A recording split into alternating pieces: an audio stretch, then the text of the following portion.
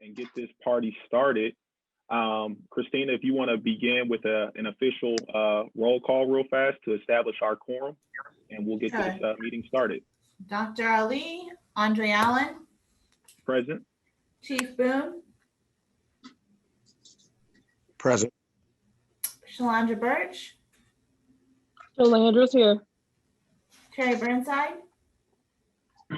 Present. Allison Galvin. Nina Gugis. Present. Nikolai Greaves. Lorene King. Sharon Kramer. Present. Megan Nguyen. Present. Tyson Parks. Chief Theobald. Here. Karen Wilson. And Janice Zagardo. Here. Okay. And then Governor J.B. Pritzker's Executive Order 2021-05 as amended and extended limits meetings to the lesser of 25 persons or 25% of the overall room capacity. Governor J.B. Pritzker's Executive Order 2021-05 as amended and extended requires that public bodies take steps to provide video, audio, and/or telephonic access to meetings. The CDC recommends social distancing of at least 6 feet between persons. To comply with these recommendations and requirements, this Police Community Relations Advisory Committee meeting is being held via Zoom while still complying with the spirit of the Open Meetings Act. All right, thank you, Christina, for performing our role and reading the governor's order. It's good to see everyone here today on this lovely Thursday. Before we dive into our agenda, we do have some minutes that we need to approve. Thank you, Christina, for preparing the respective minutes that were attached to the meeting invitation. At this time, I would like to seek a motion to approve the March 4th Town Hall meeting minutes, please.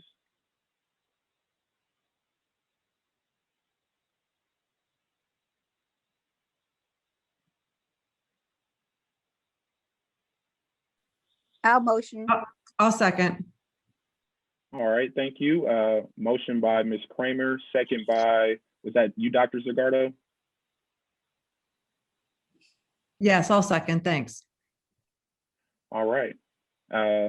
Christina, if you could please perform the roll for the vote total, please. Andre Allen. Yay. Chief Boone. Yay. Shalandra Birch. Yes. Terry Burnside. Yes. Nina Gugis. I abstain. Sharon Kramer. Yes. Megan Nguyen. Yes. Chief Theobald. Yes. And Janice Zagardo. Yes. All right, thank you. At this time, I would like to seek a motion to approve our March 11th advisory committee minutes at this time. I'll make a motion. Second. Motion by Ms. Kramer, second by Chief Boone. Christina, please perform the roll. Andre Allen. Yes. Chief Boone. Yes. Shalandra Birch. Yes. Terry Burnside. Yes. Nina Gugis. Yes. Sharon Kramer. Yes. Megan Nguyen. Yes. Chief Theobald. Yes. And Janice Zagardo. Yes.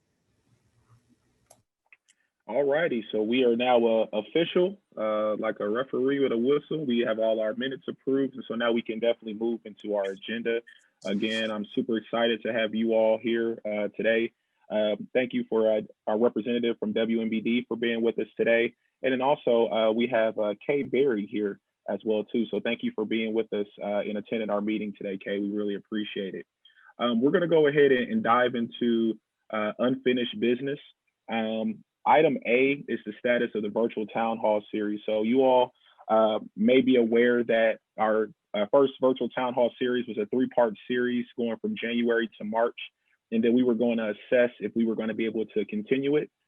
In order to continue it, we would have to get approval for overtime for Christina and Paul Peterson as the staff that needs to be at these meetings. I have talked to City Manager Patrick Urick, and he has assured me that we will be able to continue the town hall series with the approval of overtime for those two respective staff members. So I'm very excited about that. And so I think as a committee, we need to decide on our goal of wanting to, I guess, reboot the town hall series. I think we need to be strategic of when we want to do that, so that way we can give ourselves enough time to properly promote it. I think we can agree that we want more attendance at these. The first one was attended very well, and I know the second and third one we did run against some candidate forums. I know one night was the same time as a mayoral forum, and so we know that a lot of people were participating in those. So at this time, I just want to open up the floor for discussion. When is a good time to reboot the town hall series? And so right now, let's just kind of open up the floor discussion and get some ideas down. And then what I'll do is I'll take, maybe what our consensus of what we want to do. I'll take that back to City Manager Urick and Stacy Peterson, work with Maz, and then we'll go ahead and look to get that solidified. So at this time, let's hear some thoughts, please.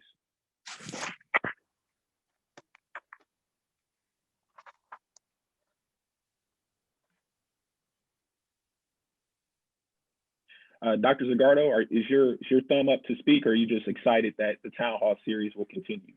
Both, Andre, both.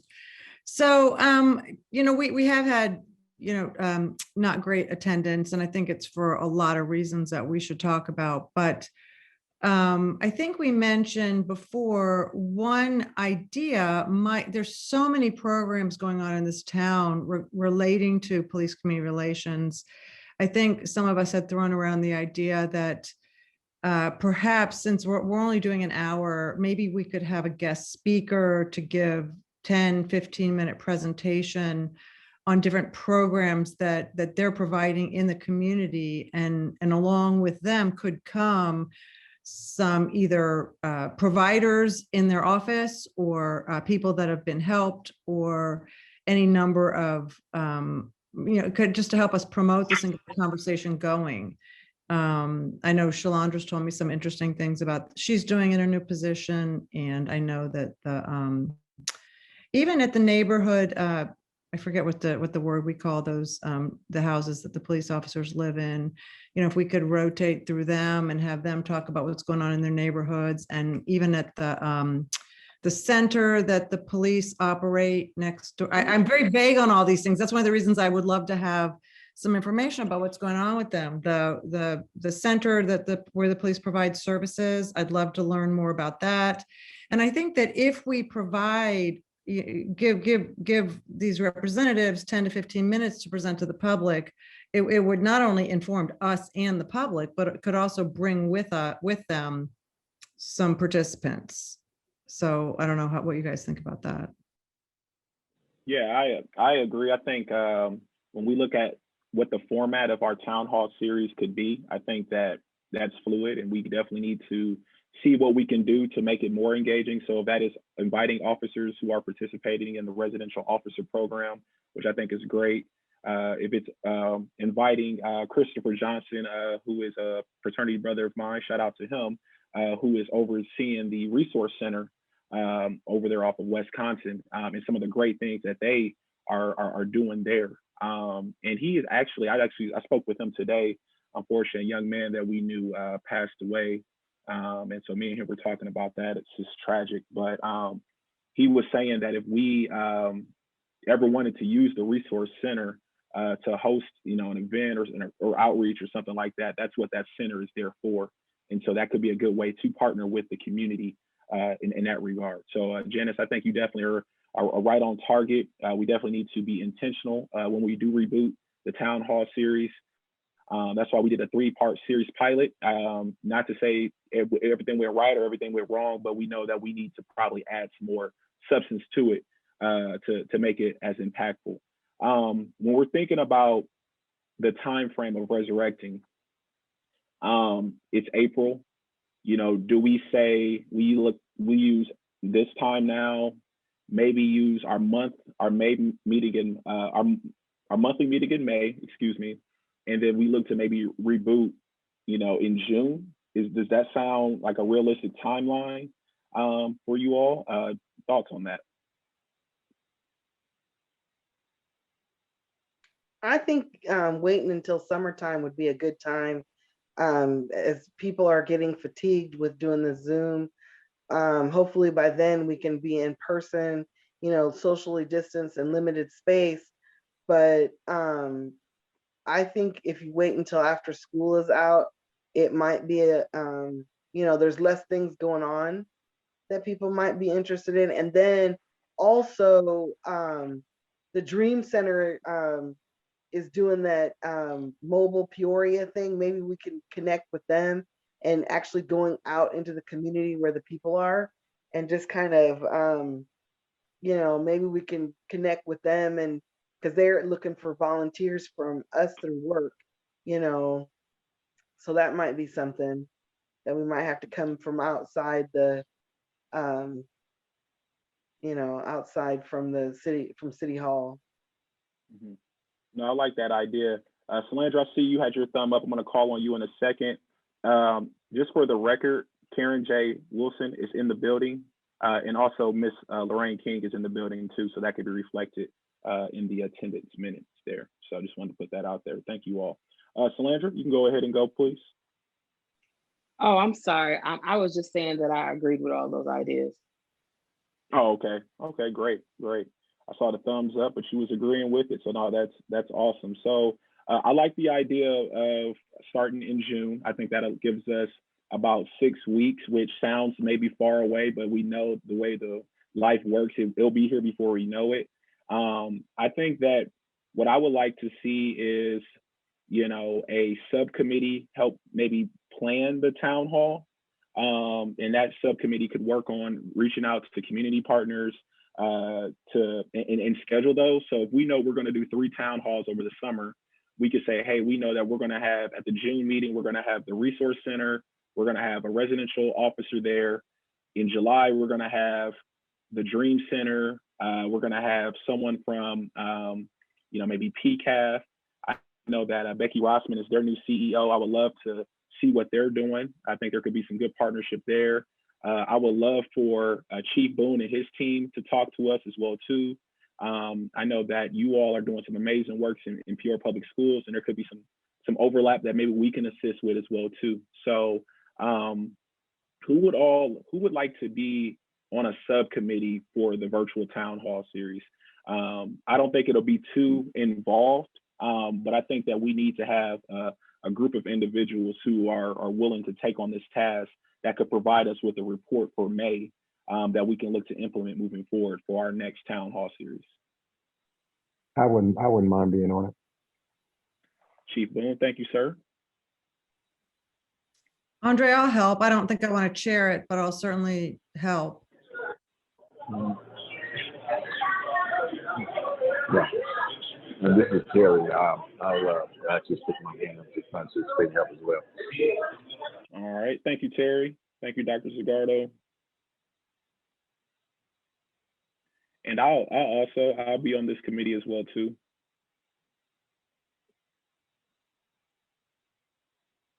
All right. Anyone else? It's Lorraine. I sent you a chat. Said that I would be on the one in my district. Okay. Yeah. All right. Awesome. Yeah. When we go, if we go to more of a district specific, and hopefully we can, hopefully I would love for us to get in person at some point. I think we need to probably count on that first one probably will still be on Zoom, but hopefully maybe July and August. But okay, that sounds good. So what I'll do is the 4 of us that will be on the committee, what I'll do is I'll still send a general, once the 4 of us solidify our time of meeting, I'll still send a general invite to our committee in case, someone still might want to hop on, which is fine. Maybe you're trying to assess where things are in life and maybe you can't commit today, but maybe you want to commit, you'll be able to commit next week or something like that. But the 4 of us will work on, for our May meeting, is to come up with a format. We'll kind of decide on maybe the time frame. If we want to stay with the Thursdays from 6 to 7, do we feel there's a better day of the week because now it's going to be summertime? And we'll talk on that. And then at our May meeting, we'll work on trying to, we'll vote some things in and make it solidified. And then, then from there, we'll just work with our marketing team with Stacey Peterson, getting it marketed. And then also too, I think that we all know that we need to do some intentional outreach. And so I would love to have members from our committees going to, visiting neighborhood associations or getting on the agenda for the NAACP's monthly meeting, or just going to different sectors of the community and letting them know that this is a platform for them, so that way we can drum up that attendance. Before we move on, any other questions, comments, concerns regarding the status of the virtual town hall series? Awesome, sounds good. I'm excited. I'm glad that we're going to be able to continue these.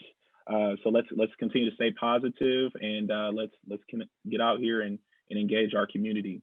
I want to move forward now to the Chief of Police search update. Chief Theobald, is there any update regarding that at this time that you can share with our committee, please? Yeah, I'll just share. I had a brief conversation with the manager, or city manager this morning. We were on a whole different meeting, but just happened to talk about it briefly. My understanding is the pool has been reduced to lesser amount of people, and I believe the interviews are going to start getting scheduled. So they are on the timeline that they initially thought. I think there's going to be several different interview panels. I don't exactly know if they've all been selected or not. I didn't ask them that. But I believe April will be the month for that interview process. And then they're still shooting for mid-May for an offer to someone. So it looks like they're following the timeline of what they put out a couple months ago. So the process is moving forward, and it sounds like they're getting to it. So. Thank you, Chief. Do you know, like for instance, in higher education, if like right now we're getting ready to start fielding candidates because we have an open presidency at our college. And so the 3 candidates who will be the finalists, they'll get invited to campus and we'll be able to attend presentations or anything like that. Do you know, will there be any type of way for the community to know who these finalists are and maybe the ability to give any type of input? Or is it just more so going to be an internal search process and finalization of the candidates internally? Yeah, I think the firm, Andre,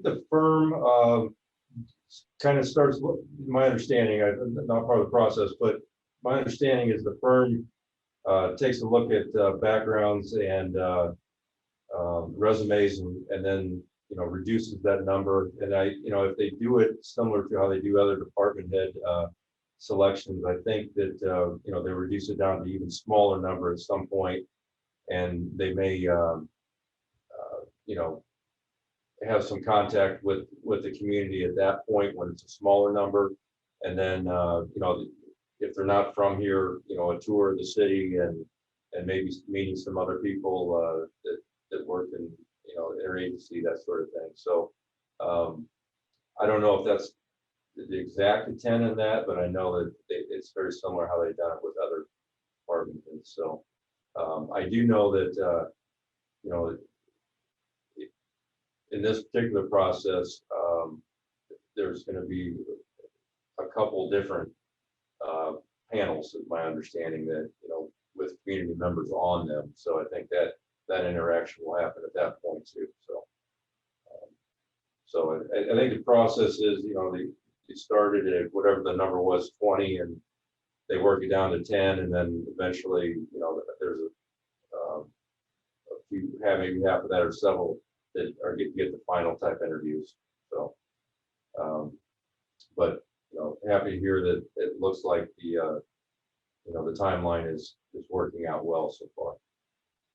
So, and I think, and to piggyback on talking about the next virtual town hall, timing wise, if everything goes well, depending on how long it would take someone to get here, that new chief may be available in June, potentially, depending on, if they have to move from out of town or whatever. But if they hit their timelines that we anticipate, maybe not June, but maybe July. So we're getting there. Yeah, that's a good point. I think that'd be great to have he or she at our first town hall meeting, or if not that one, that July one. I think would be great to get them acclimated with the community in our committee. So I think that'd be great. Thank you. Does anybody else have any follow-up questions for Chief, possibly regarding the search update? Dr. Zagardo, I see you have your hand up. Yeah, you almost touched on it, but I remember that the city passed around some surveys about what the public would like to see in the selection process for the new chief and characteristics for the new chief. And I apologize if you posted those results, but my question really is, does the city or the company that's doing all this plan to publish and share those results with citizens? That's a good question, Janice, and I don't know the answer to that. I know that that obviously they will, the firm that is helping with the backgrounds and that implemented that survey are going to be processing it, you know. But I don't know if inevitably it gets put out there what the final results are or not. I think I could anticipate it if it being such a public, with all the public input, that there was potential there for that to happen. I haven't heard whether or not that is their intent yet or not. Thanks. So is that something that we would need to, I mean, it seems particularly important for our committee, and I don't know if the press is still on here or not, but is that something we'd need to FOIA or that you would share with us, or how would we go about getting those results? I mean, because it's going to be pretty irrelevant if we get them after the decision's been made. And then you also mentioned something about there potentially could be panels with citizens on them. Can you clarify that? I'm not sure what that means and how they select these citizens, and will we be informed, our committee be informed about that? Yeah, you probably have a better answer from Andre on that, in reference to, you know, what committees or you know, where they're selecting the individuals from each particular panel. Again, just a brief conversation this morning with the manager, and then follow up from what I know before is I believe there's going to be more than one interview panel for the candidates they have to sit through. My understanding, 2 or 3 possibly. So traditionally what you see is just like most jobs, you know, you have the head of the HR department, you know, the manager, and then a couple other people. And I think that this is a little bit different. You're going to have several different interview panels for someone to go through. So I don't have the individual numbers or the individuals who are going to be on them. But I could follow up with the manager on that and send an email out to everybody if I get an answer on that. And I think the easy answer on the other thing that you started with, I can reach out and find out if and when those results will get posted in reference to the analysis of the survey. So. Thank you. Yeah, great follow-up questions. That would be good. I would enjoy if our committee could participate in the process in some capacity, and then I think reviewing those results are good as well too. This is a very important search. Any other questions, or are we okay to move forward? All right. So well, I mean, I'm sorry, Andre. I would like to specify some sort of time frame on this. This is good. If you're saying this is April and they're going to do interviews, I would assume that they've already processed the results of the survey if they're going to use them.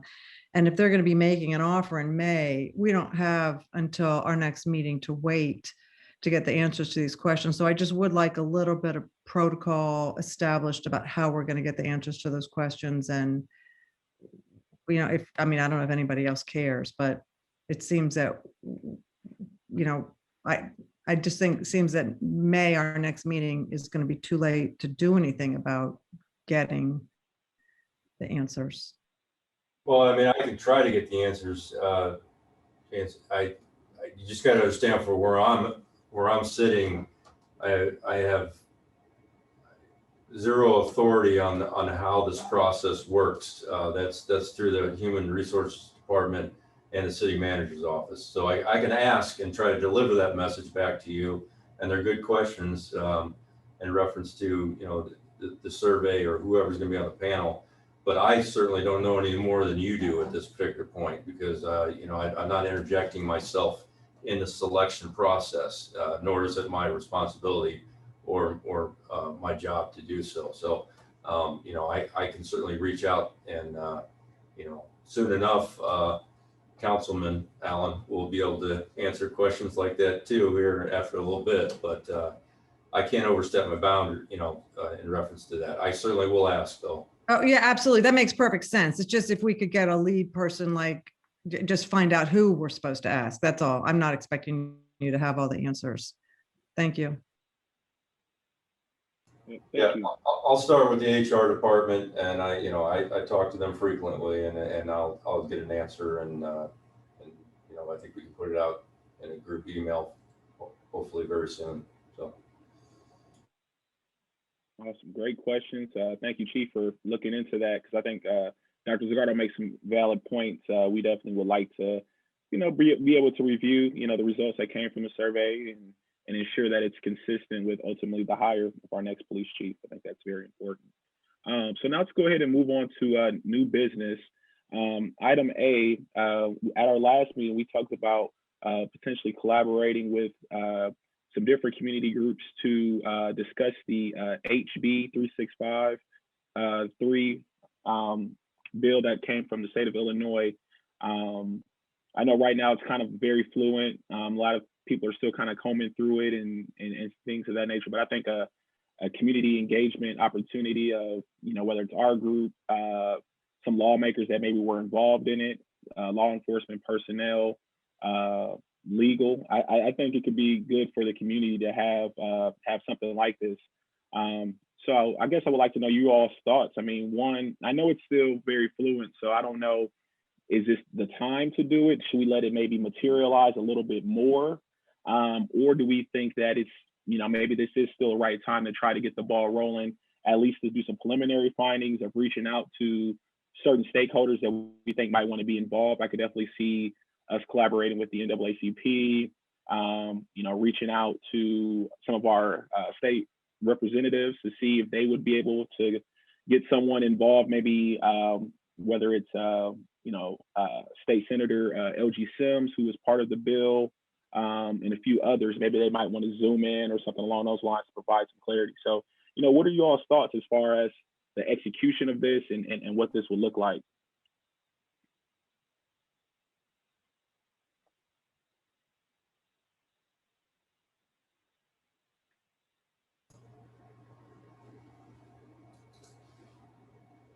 Andre, you know, I think we had a pretty hefty conversation. I think it was the last time around about the bill, and you know, we're all still trying to educate ourselves and get the language on it.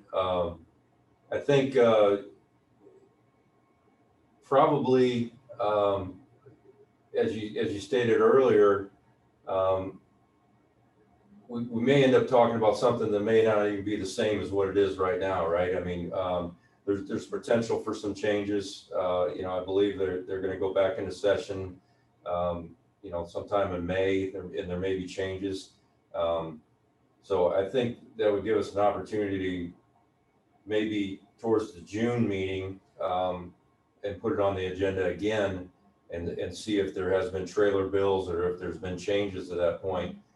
So we don't end up talking about something that ends up getting changed, I guess, if you will. Because I just would anticipate there's going to be some changes. I don't know what or if, or, you know, at what point, before the final one gets pushed out with that July 1st date. There's potential that it doesn't at all, but there's been a lot of talk that there may be some. So, you know, we could always have a discussion again about it, but I think it'd be very similar to the discussion that we had previously, because we just don't know yet all the final answers. Yeah, that makes sense. Is July 1, is that the targeted date for implementation?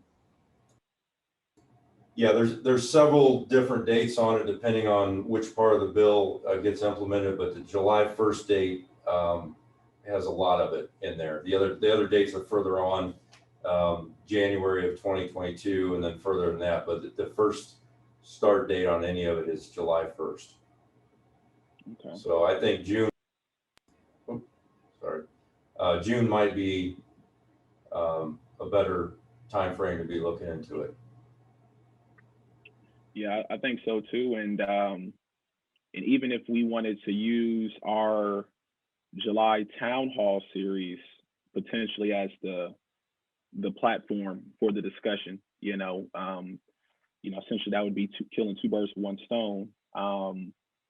We would have more details and things would be more set in stone, which I think right now things are very fluid, but by then, we'll know what it is for the most part. And I think that allow for conversations to be more intentional and targeted. So I'm okay with us keeping this on the agenda it'll go to old business at our May meeting. And then what we can do is we can just kind of continue to monitor things. But I think definitely we should definitely try to collaborate with another group and do something in the summer around this. I think it'll be very timely. And I think it'll be great for our community. Any other discussion around that?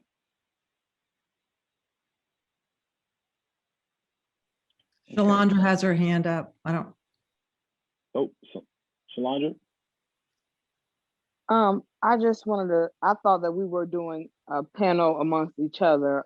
So you clarified that while you were talking, so never mind. Thank you though. Yeah, I think if someone from the committee wanted to participate on the panel, and I'm going to go ahead and say not it, because I know nothing about this and I feel bad saying I need to dive more into it. And so I would hate to speak out of term. I could definitely see our law enforcement personnel, such as Chief Boone or Chief Theobald, hopping in there. And not to discredit anybody else. If anybody else wants to be great, go for it and represent the committee. But I think it would be good for us to have a representation on there for sure. But yeah, I will personally say not it on that, and make sure that is reflected in the minutes accurately. If needed, if a correction standpoint is needed, I will be willing to volunteer as that is part of my job duty in corrections, to work on this bill in regards to program sends credit, which a good portion of this bill changed. That would be great. That would be great. And so we will go ahead and ink you down.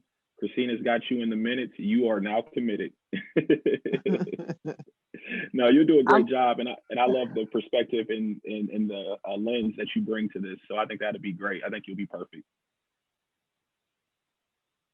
Thank you. Thank you. All right. Let's go ahead now, move on to community outreach. I put this on the agenda as, again, we are, thinking about how do we better engage the community and get the word out about our committee. And so, what I would love us to do is to have people who essentially are going to be our marketers, are people who are willing to say, hey, I'm going to go to this meeting and talk about the advisory committee. I'm going to go to this avenue and talk about the advisory committee, and being intentional about it, especially when we start having the dates of our virtual town hall series. I think it's going to be very important, especially if we talk about planning this panel.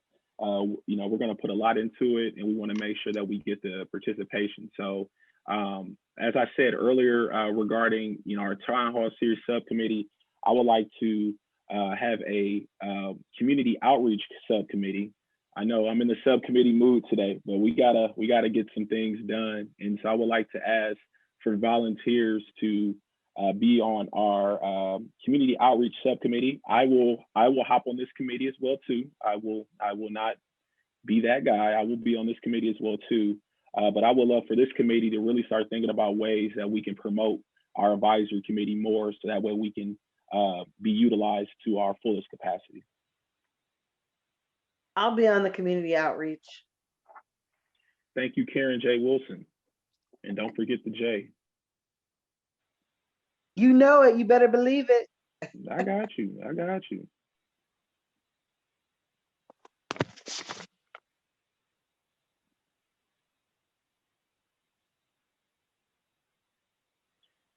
Anyone else? Anybody else's mute button froze a little bit?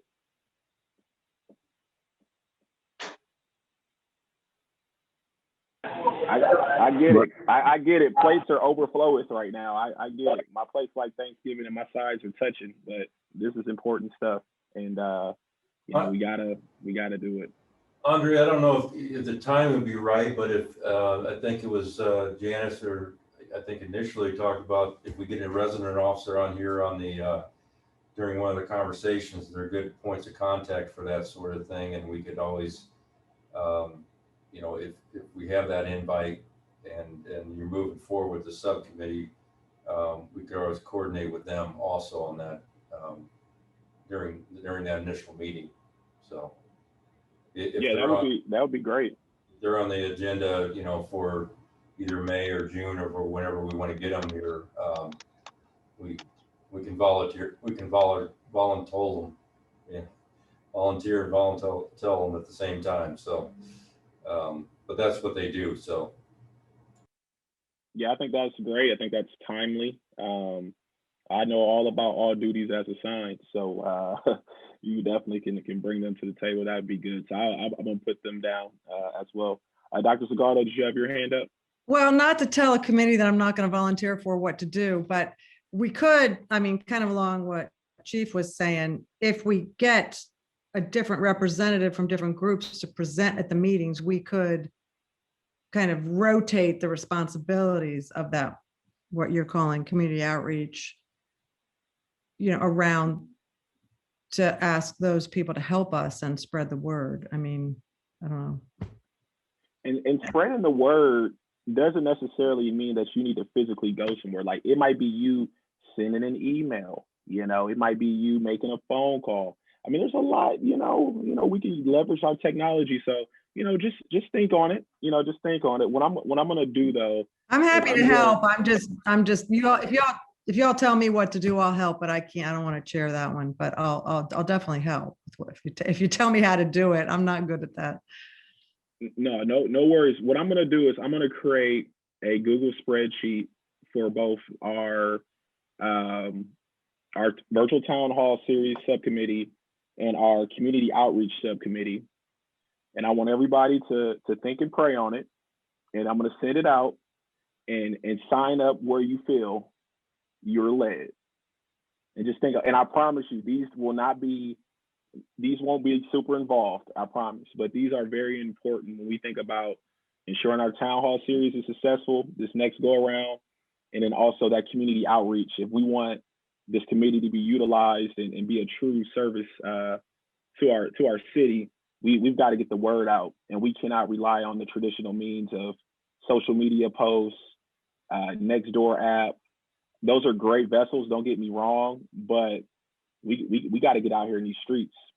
We got to get out here in these streets. And I know, and trust me, I get it. My size is touching right now, but we got to put this work in, team. So the Google spreadsheet will be coming.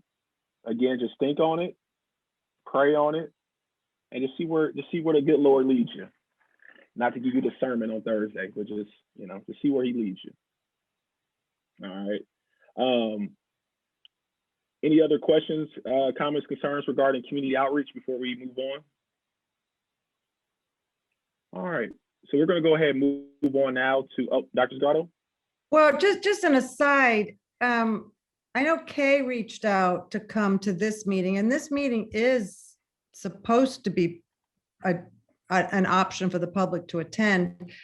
I think just to weave more work into a committee I'm not really volunteering for, but we need to promote this meeting as well a little better, I think. So I don't know if that's the same committee or two different committees, but it seems like it should be so much easier for people to show up on Zoom. I know we're all sick of Zoom, but it should be so much easier for people to show up on Zoom than to trek all the way over to City Hall on a Thursday night and park and whatnot. I mean, is that something that that this new committee should take on as well, or I don't know. Yeah, I would say it all coincides, because my vision for this community outreach subcommittee is to, when you go to the monthly NAACP meeting, or you go to you know, a neighborhood association meeting, you let them know that, hey, if you want to attend our meetings via Zoom, you can do that, and you email Christina Kirby at this email and she'll forward you the Zoom information, you know, little stuff like that. So I could definitely see, you know, you promoting this meeting, promoting our town hall series. You know, the panel occurs in the summer, us promoting that as well too. And then also promoting the functions of the committee, you know, so you let people know, hey, if, hey, neighborhood association, if one of your neighbors comes and maybe they come to you and they say maybe they had a unpleasant interaction with a law enforcement officer, and you know they want to submit a formal complaint, this is the process to do that. There's an avenue for that, and educate them on that process. So that's what I envision this community outreach committee doing. Does that make sense? Or am I like way off? But do you all feel where I'm coming from? I know it's kind of hard to feel the vibe because we're on Zoom, but you know, and I know it's Thursday evening, but it's you know, you know, can I get a thumbs up, maybe a reaction, just to know we on the same page? We good? All right, we good. Awesome, sounds good. Thank you. I feel better now. All right, let's go ahead now, move on to general police updates. Chief Theobald, do you have anything that you'd like to share with us, sir? First quarter, and we're talking about the first 3 months, obviously here. As far as the complaint process, not a lot. We have 2 pending, 1 sustained, 1 withdrawn, and 2 not sustained. So handful of them that have been taken care of in reference to some interaction with the public. And then we've had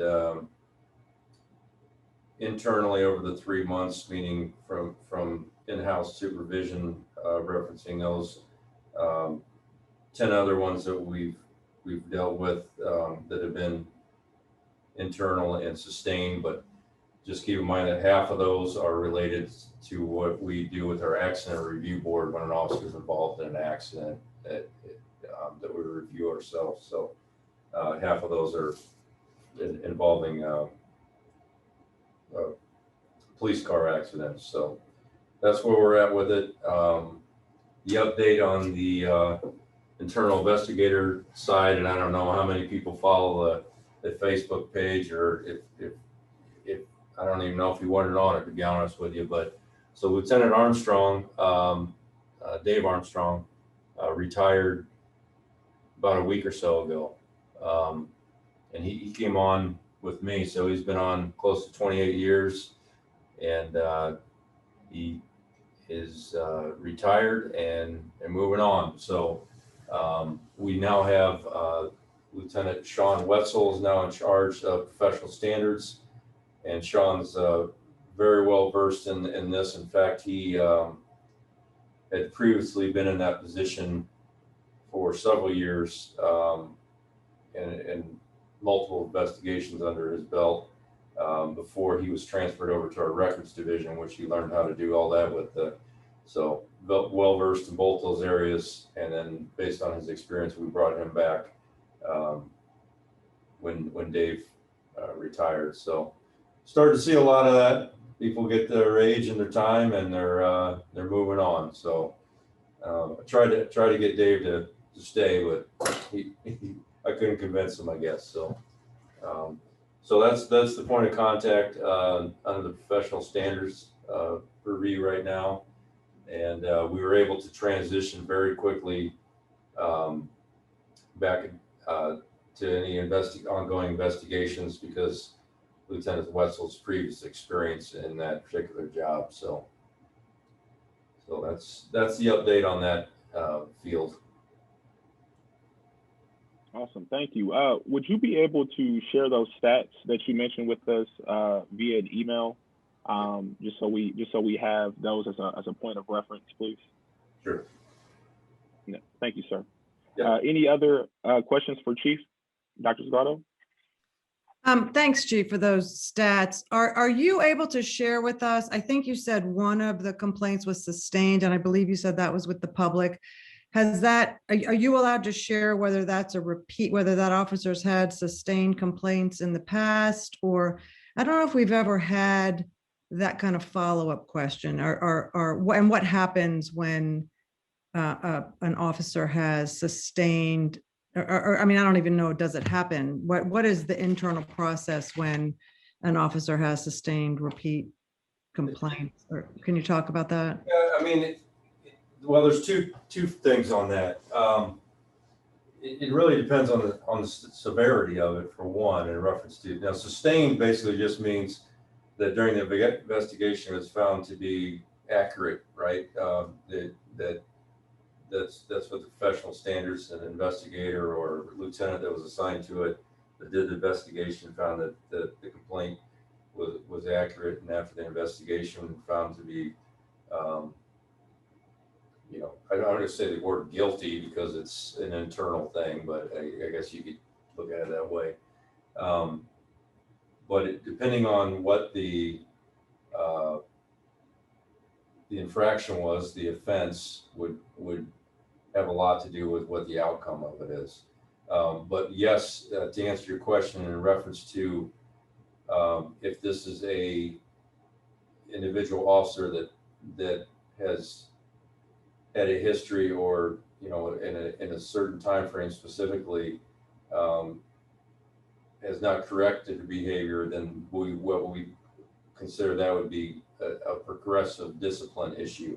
So if for instance, if it's conduct towards the public, they would be disciplined if it's their first one appropriately. But if they started having more of those situations, especially where they, wasn't 10 years later, it was a month later or 6 months later, the progressive discipline applies, where you up the discipline each time. So it becomes more severe. Does that answer the question about the relevance? But I guess if you're asking me is, can I determine right now if the paperwork that I have is this sustained complaint, does this officer have a history? I don't have that answer with me right now. Thanks. So is there like an educational component when the complaint is sustained, or just disciplinary, or both, or is that just good management, or how does that?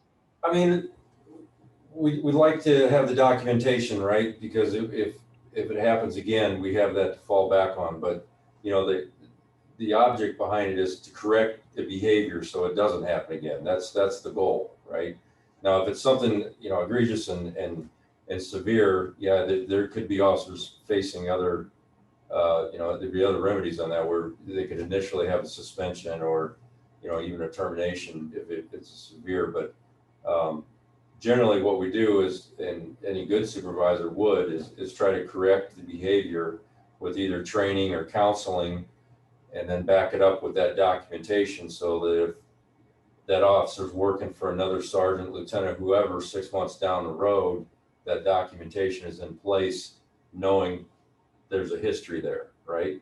The hope is that officer doesn't continue that particular behavior, and it was a one-time thing, and they learn from it and get better. But so there's kind of twofold there. So I'm curious, does that type of personnel file travel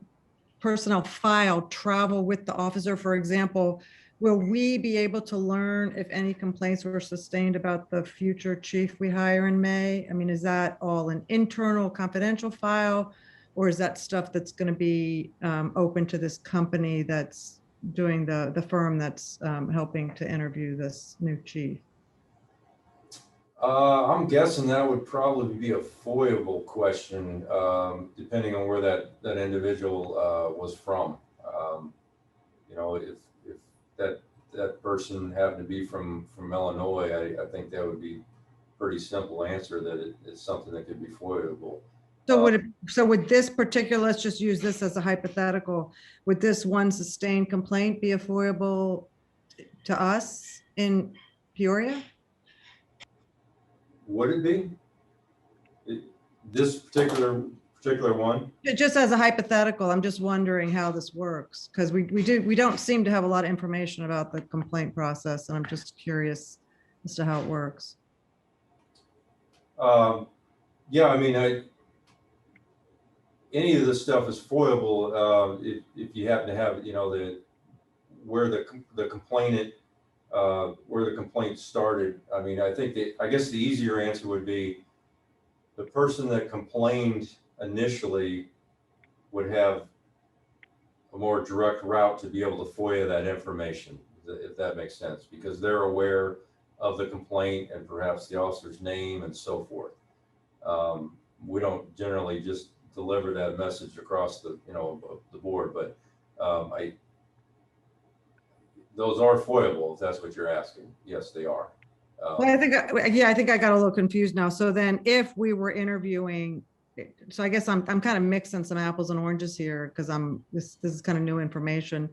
So since we know the names of the three, you said we'll probably get it down to 3 new chiefs. Would we be able to make a broad, I mean, would it be the protocol of a interviewing panel to ask broad questions about complaints of a person we're interviewing for this position? I don't know what the parameters would be on it, but I do know that they hire specific people to do backgrounds on folks like that. So I think a lot of that initial information would already be filtered through and done. So I don't know how available it would be to each individual panel, but I know that it definitely was going to get done in reference to your background investigation. We do that on the front end of things too. When we hire a brand new person, that's pretty specific to how detailed we get. So you can only think that on the other end of it, when you're talking about a new chief of police, it's going to be done, also. So, the difference would be that person probably already had somewhat of,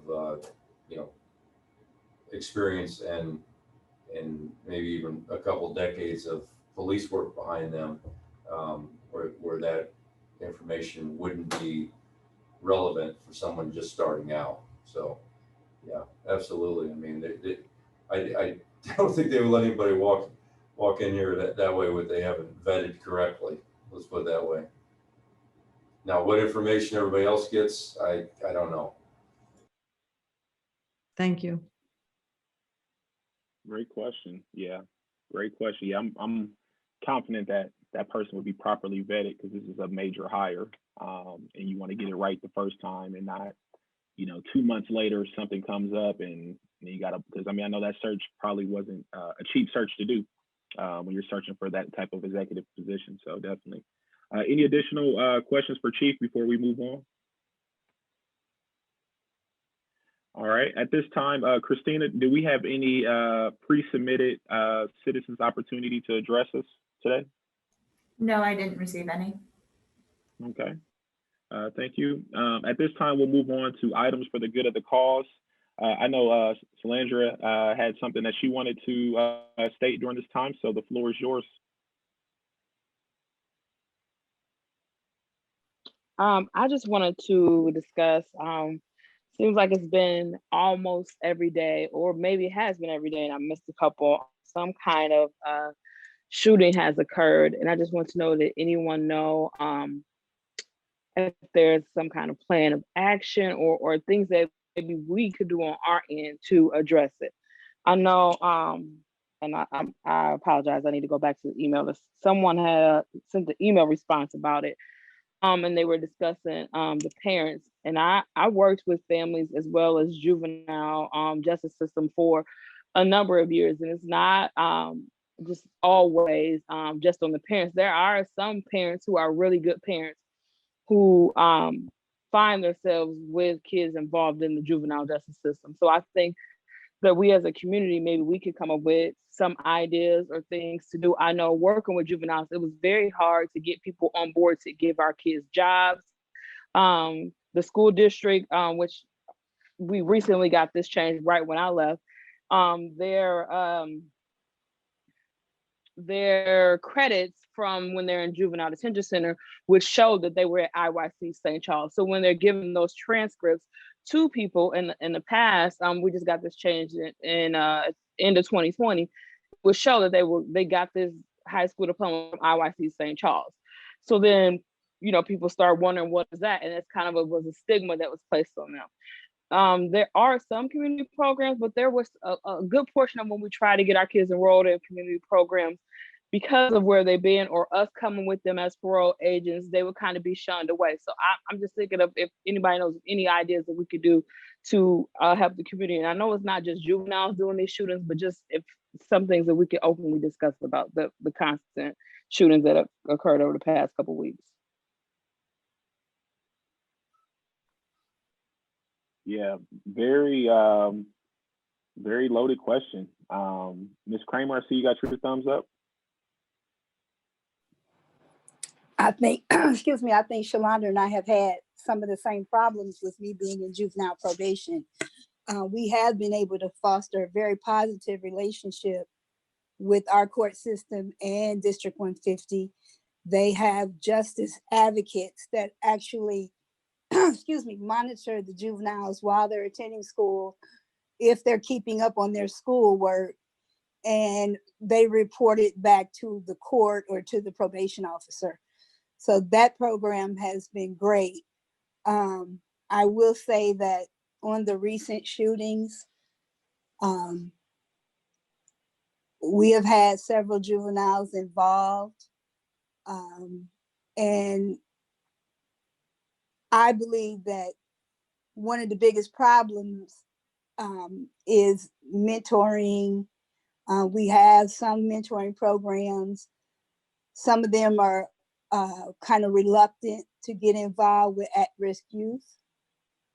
So it's kind of difficult to find a mentoring program that will fit with the kid. So we're constantly looking for more. And I think that the other thing is that, you know, Shalonda said it isn't always the parents, and you're absolutely right. But there is I'll give you an example. Of the 10 kids that were in juvenile detention on Monday, 8 of them had very serious offenses involving a weapon. And there has been a rash of that lately, even more so. I mean, when we talk to our kids, you know, they talk about them having problems with other groups of kids, maybe some gang activity. But then there's also the crimes that don't often get as much attention as up on the East Bluff, where random car windows are being smashed. I don't have the answer, but I'm certainly willing to do whatever I can to help find the answer. Thank you. Shalondra, did you have another comment? I think I saw a thumbs up from you. I was just agreeing with Ms. Kramer. We've worked a lot together because we often work with the same juveniles, because sometimes they are repeat offenders, and it is hard to get mentors. It's an ideal thing. You look it up, you go to the website, and then when they see the kind of kids you're working with, those aren't the kind of kids they service, but those are the kids that we need to be serviced. So I agree with that. Getting the mentors is good, and if we can get them, that would be great. Yeah, excuse me, Mr. Chair, may I just briefly? This is Terry. Yeah, sure. Go ahead, Terry. Yeah, however I could be of any kind of assistance to Mr. Shalondra or Ms. Kramer in respect to the mentoring piece. I mean, that's kind of what my lane, that's kind of what I do. I'll be more than happy to assist them however I can, whenever I can. So just keep me in mind and reach out to me. Yeah, thank you. I think that's the $1 million question. How do we curb violence and negative behavior in our city, but particularly with our youth, because they are getting younger and younger. I know on the news the other day they found an unloaded gun, I believe at Peoria High, and I believe that person was 14.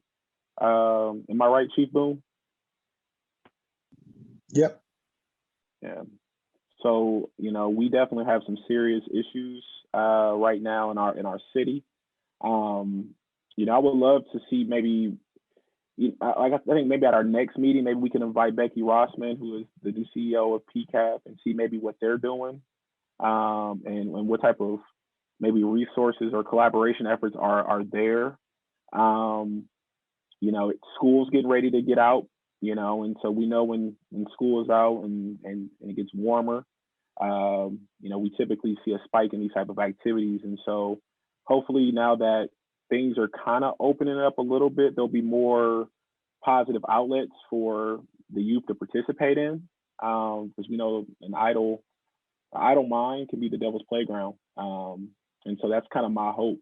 I wish I had the answer. I think we all wish we do. But I think that we just have to figure out like a target population. And even if it's, hey, we're going to target these 10 kids and just try to start getting some small wins. Because I think trying to address the issue, it's such a macro issue that it could be overwhelming. And then you feel you don't have the resources to combat it. So Chief Boone, is lights on? Is it going to be resurrected here soon? Yes, we're gonna have lights on back this month. Actually, it's next weekend. They're gonna try to have it back inside the schools. COVID safe. But also, what Peoria Public Schools is, what was kind of mentioned.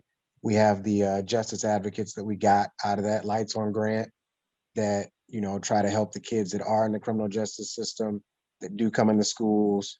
Somebody basically guides them through that to help them make sure they have as light a footprint as possible, can complete schoolwork, things like that, and have a mentor, somebody guide them. We have 2 of those that was in the grant. Also, the wraparound center with Coach Booth and Lynn Fair also helps families. Our department, the resource officers we have with the district are more social emotional focused. So there's 25 of them right now, but they do the home visits. If there's fights, that happen outside of the building, you figure out what kids are involved, meet with the parents at the schools, try to mediate those situations, to have those interventions. Also, some of the officers that we have work Northwoods Mall. That way we meet the kids where they are in the mall, keeping them honest, keeping them out of trouble. And if they have any issues, we follow up with that. But if anybody has the answer to these things, it'd be great to have it. A lot of this stuff, with the kids that we deal with every day, a lot of those root cause issues with poverty, the single parent homes, the kids that, come into my office after fighting or after any weapon issue, they have so much anger, and we definitely understand that anger because, a lot of broken homes, a lot of blight, a lot of bad areas that they come from. So there's a lot of root cause issues that, Peoria has a lot of resources, but we just don't pull them together. Everybody kind of has their own thing, is in their own silo. And then, everybody doesn't want the police to do everything. The police doesn't want to do everything. But, first thing in the morning, you still get radio calls. Can I have an officer to my house? There's a 14-year-old that won't go to school, and the police is saying that they don't want to have to answer those calls. But, those are still the calls that we get. So there's a lot of root cause issues that that we need to address, and Peoria Public School is trying to stem the tide from their end, but we definitely need a lot of that community support and you know, frankly, money to help to address those issues. Thank you, Chief. You know, great discussion. It's very sometimes these discussions can be very discouraging. You know, just because we all care so much about our city, and we see just the systematic issues that are at hand that we're trying to unweave. You know, that are generations old. And so, I mean, like I said, I think we're all willing to do anything. I think whether it's Salandra or Ms. Kramer, if you all have any things to where you want, you know, someone to come talk to, you know, some of your juveniles that you're connecting with, you know, I would be willing to do anything that I can, you know, where, you know, I'll pull up with a couple of pizzas and just, you know, just do a positive outlet, you know. So let's just try to start thinking of some ways that we can be more intentional. But I know that we all, our hearts are in the right place. That's for sure. And I hate to interrupt. I see there's two hands too down there, but also one part I forgot. I just joined the Big Brothers Big Sisters. I'm on their committee and their board, and when I had an interview with them, you know, talking about mentors, things that you guys just discussed. You know, when this committee talks about mentors, you know, it was cute that, you know, they would come to a school, they would sit with a student during lunch, or, you know, you can take a kid hiking. I'm a South End Peoria kid. I didn't hike. I never went camping. There were just things that didn't appeal to me. So the thing I pointed out to them in the meeting that I had, or the interview process that I had, is you need to meet our kids where they are. And a mentor is not somebody that's just going to go to a lunch or whatever during the day. I want that full committed mentor that if a mother calls me and I'm the mentor and she says, hey, my son is at Griswold Liquors at 10 o'clock, am I going to get my butt up and go to Griswold Liquors and handle that? Or help mentor and get that kid out of that situation, or anywhere at 10 o'clock at night? You know, that's the type of dedication that I want to try to interject into Big Brothers Big Sisters, and to try to get men, you know, just like Mr. Burnside just said, hey, I'll help, I'll pitch in. Or you, Andre, I'd love to get you involved and get you a little, you know, brother, a little sister. So that's going to be my charge, is to try to get that, you know, that passionate servant. So, but Big Brothers Big Sisters is also going to be on board also. Thank you, Chief, and congratulations on that appointment. Definitely. Did anyone else have any comments? I think I might have missed the virtual thumbs go up. Yeah, Kay's had her hand up for just a short period of time. My hand's up just to say Kay's hand's up. Yep, okay.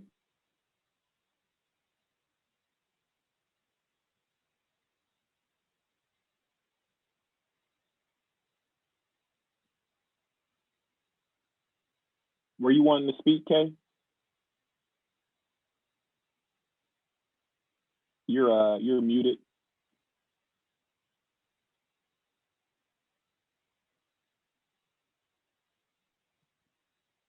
Oh, you're good. You're good.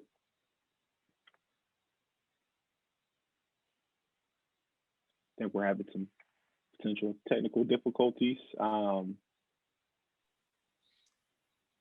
While we're waiting for Kay to get unmuted, I'm going to ask Demario. Oh, go ahead, Kay. Ta-da!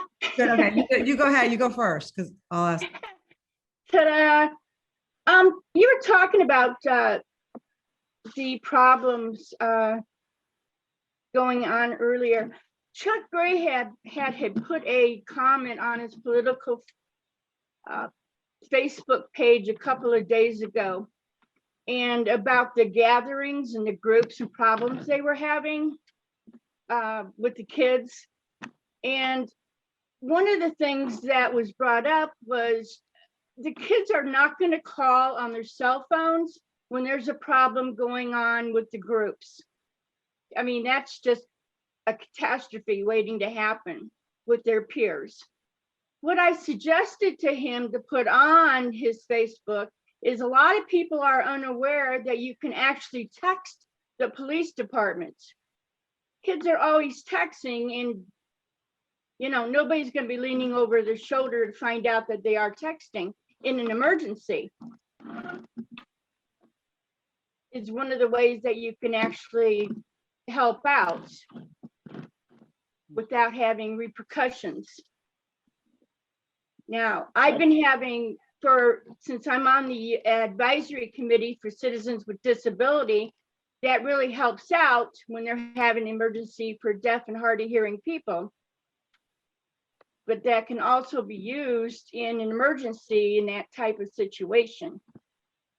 I don't know what the text number is because I've been getting a lot of blow-offs from the police department, but your friend here can probably help you out in finding out what that is and putting the word out on that.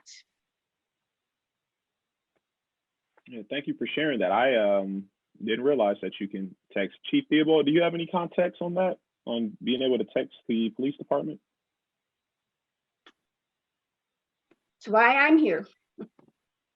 Yes, it's relatively new, and I don't know that much about it, but the Emergency Communications Center, and it's, like I said, it hasn't been around very long, but it is basically under the 911 system to be able to text through the 911 system. So I don't know that much about it, but Director Tuttle has informed me that program is in place now. It's a 911, but I don't know if it's a pound sign or the star sign or what the sign is before it. I don't know if anybody's accidentally hit that emergency number on their phone before, but boy, the police will call you back so fast and they will keep calling until they are sure you are okay. And they can find you, I think, with the GPS. So they've done it accidentally, but I'm not sure that's going to help in your situation, Kay, where you're talking about kids who want to do it under the radar. So that's an interesting comment. Yeah. Well, they can do the star 911 or whatever the symbolism is and just keep their phone open and they will find out where you are. Again, it's something that they, again, like you said, they can do it under the radar and still not have their peers, retaliation. Yeah. I was lucky enough that nobody dispatched. I mean, it's just I mean, they kept calling back to make sure we were okay. And when we said we apologized, we did it by accident. They did not. So it might be a situation where the police are going to call to confirm and try to verify. I think it's the lesser of two evils myself. Yeah, it's thank you. Yeah, thank you for sharing that. That's good to know, and that can be something that we can talk to when we interact with our youth. About these options that are available to them, because I didn't know about it. So you definitely have made your presence felt today, Kay. Thank you. Yeah, thank you. Anything else? Any other items for the good of the cause?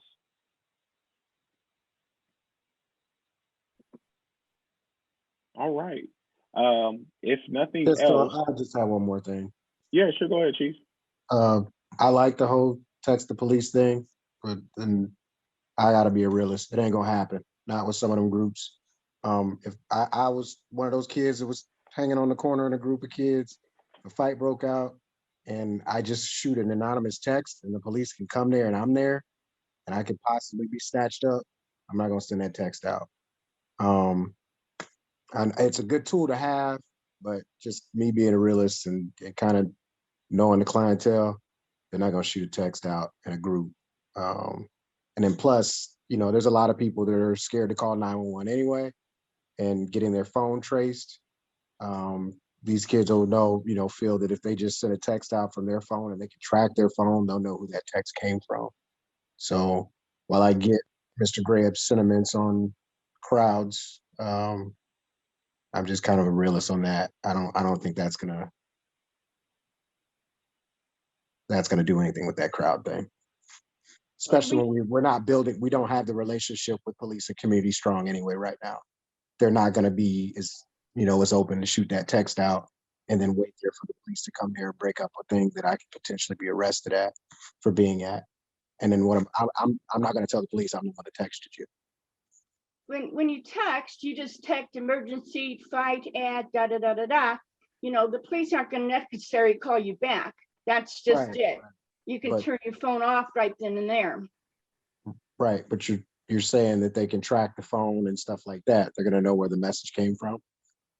Well, no, they don't, they can, but it's not, again, that's what you do. It's like a phone call. Instead of telling the police, you know, there's an emergency at da da da da da, you know, you're texting them and telling them that information.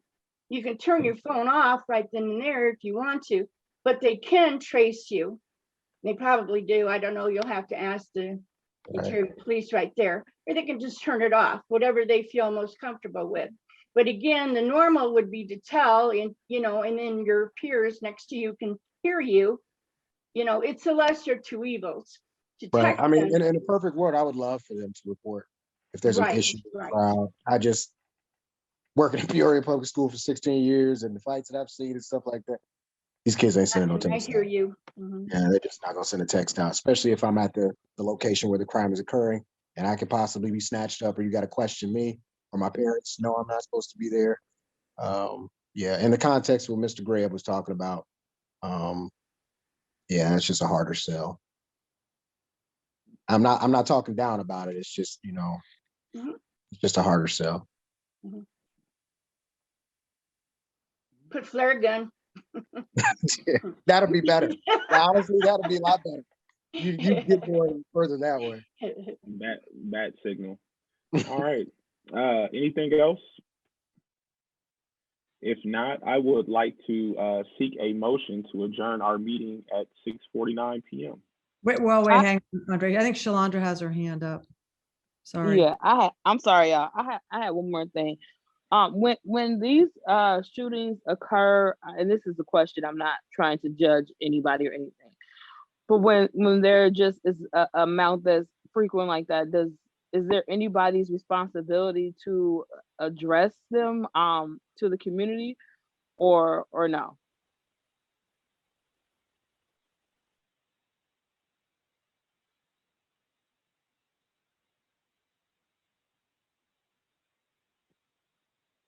Are you asking them to the police department, or are you just asking to the group in whole? To the group in whole. I don't know if it is the police department, or it's a council person, or it's the PCAT. I don't know if this is even really a thing. That is just a question I'm asking. Like, does someone come out and say anything about, you know, we know this is going on and we know you're concerned, etc.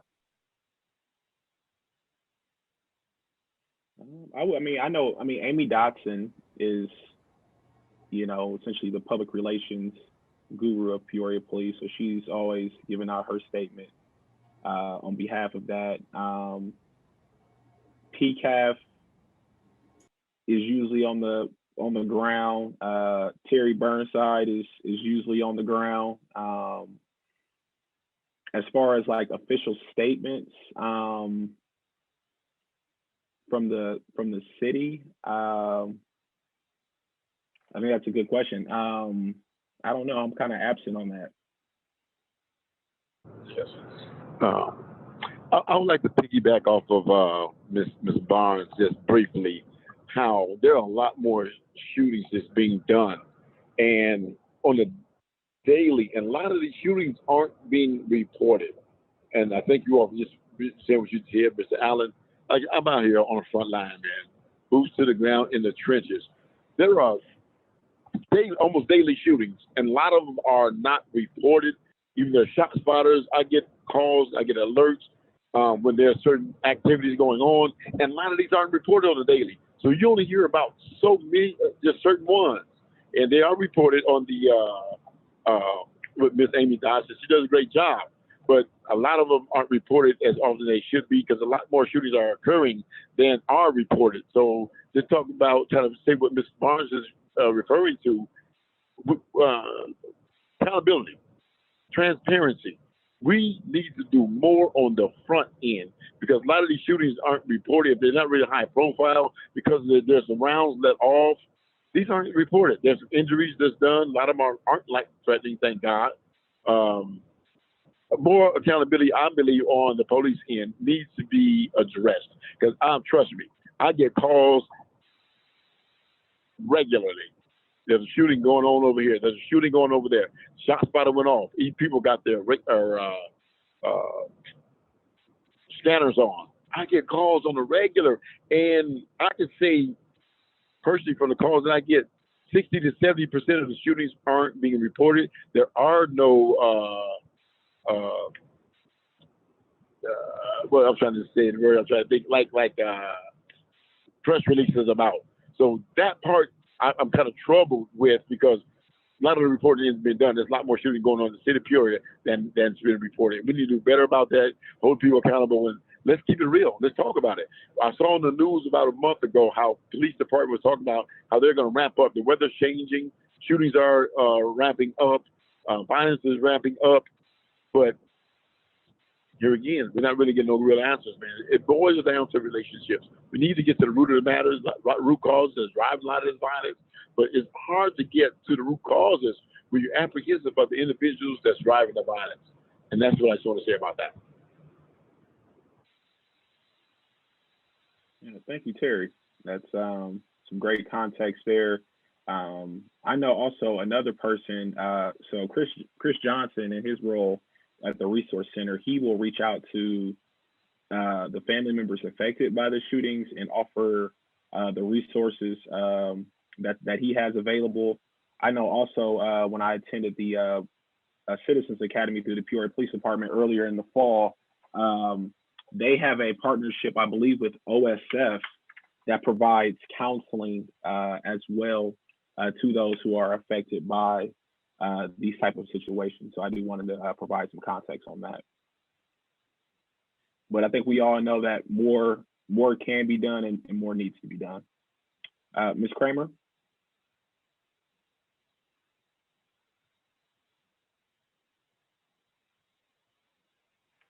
Were you wanting to say something, Ms. Kramer, or were you just agreeing with the thumbs up?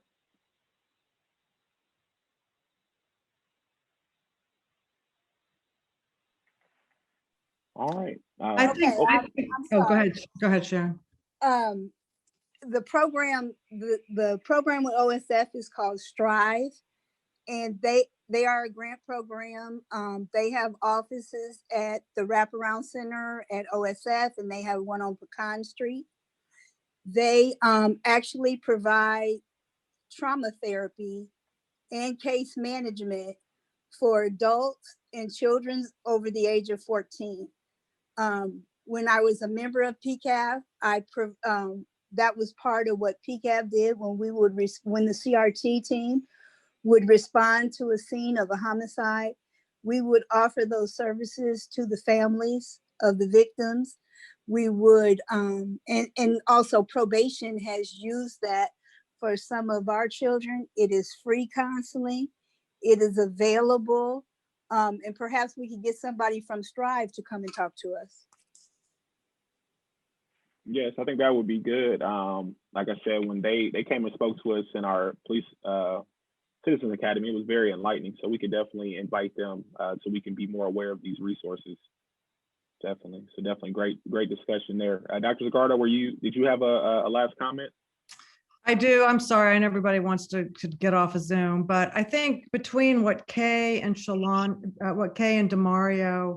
and Shalandra just meant, and Terry and Shalandra and everybody just mentioned, that might be the most important subcommittee we have or we need to propose is, if Demario is suggesting, and I see where he's coming from, that these people won't even contact the police because they're scared of being, as he said, reined in. I mean, that's the name of our committee. So if we can't even start talking about this, and all we ever talk about is bureaucracy, then we're not doing much. So I think between what, especially the most important comments Terry and Demario just said, brought on by what Kay said, that maybe we need a subcommittee on that. I mean, where do we go from here? We're not just counseling after the fact, but as Shalandra said, who takes responsibility and how do we stop this from happening in the community?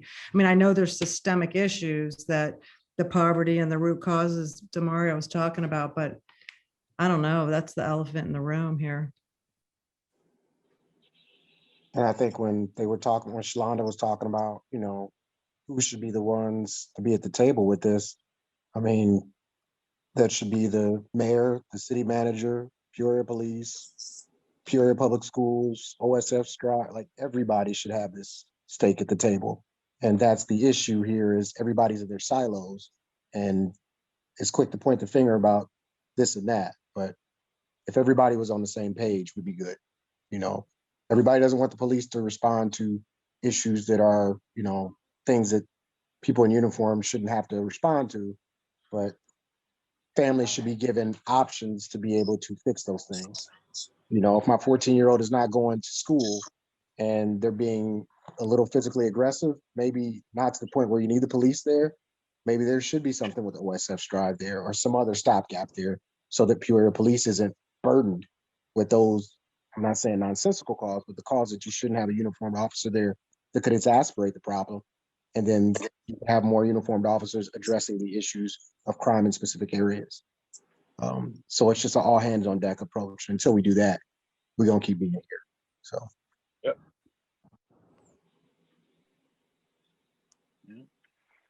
I agree. I think we have to break the silos down, address this because it affects all areas, you know, regardless of what happens on particular parts of town, everyone's affected. You know, when you have violence, it hurts recruitment of citizens and it hurts retention of citizens. It plagues the school system, all types of things. So we definitely have talked about some pretty deep issues here that we know are very important. I appreciate the conversation tonight. We are at 6:59 now, so I would like to entertain a motion to adjourn this month's meeting. So moved. So moved by Chief Boone. Is there a second? I'll second. Second. Oh, go ahead. Let Sharon do it. Yeah. Second by Ms. Sharon. Christina, if you could perform our roll call, please. That was Shalandra. Oh, second by Solandra.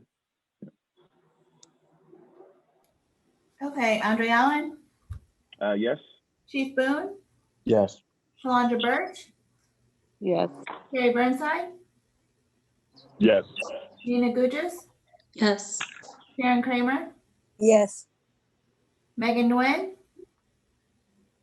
Yes. Chief Theobald, Yes. Karen Wilson, Yes. and Janice Zavardo. Yes. All righty, it is 7 o'clock and we are properly adjourned. Thank you all so much. Be looking out for some emails. Let's stay encouraged and you all have a great evening. Take care. Have a good evening, Councilman Allen. Sounds good, Oh, well, doesn't it?